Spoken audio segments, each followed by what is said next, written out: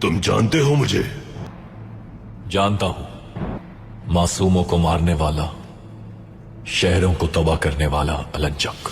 तो तुम मेरे नाम से ही नहीं शोहरत से भी वाकिफ हो। तुम मेरे इस्तकबाल के लिए खड़े क्यों नहीं हुए?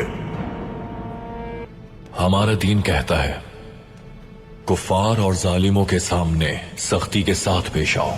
की ताकत है वो अल्लाह के सिवा किसी के सामने नहीं झुकता। हम उनकी इज्जत करते हैं जिनके दिल ईमान की रोशनी से मुनव्वर है,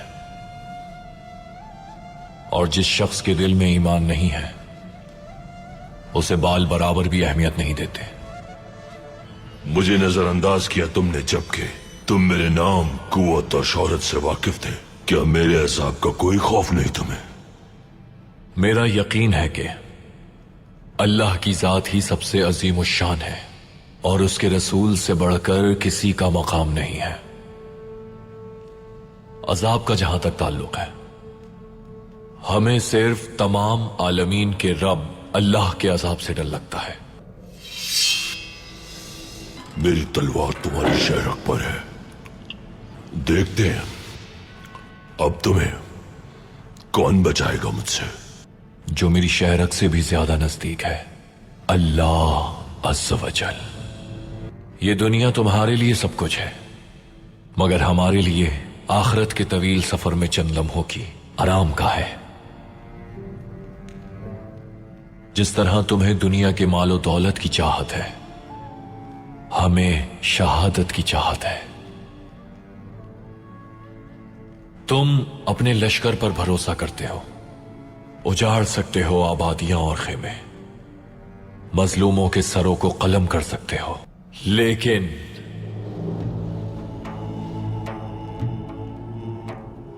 हमारे सर कट तो सकते हैं मगर अल्लाह के सिवा किसी के सामने झुक नहीं सकते, क्योंकि वही तमाम जहानों का मालिक है। ये आखिर कैसी लगन है, कैसा ईमान है, कैसा यकीन है? जिसने अल्लाह की जात पर भरोसा किया तो अल्लाह उसके लिए काफी है। इस आयत पर ईमान है हमारा। अल्लाह जो ना होने देना चाहे वो कोई नहीं कर सकता। तुम जब जुल्म करते हो मजलूमों पर नहीं करते, बल्कि अल-क़हार अल्लाह ताला से जंग शुरू करते हो। तुम इस जंग का मकसद तक नहीं जानते, तुम्हारी जंग किसके खिलाफ है ये भी नहीं जानते। तुम कुछ भी नहीं जानते कि तुम क्या कर रहे हो। तुम सिर्फ मुसलमानों से जंग करके दरवाजे खोल रहे हो अपने लिए जहन्नुम के।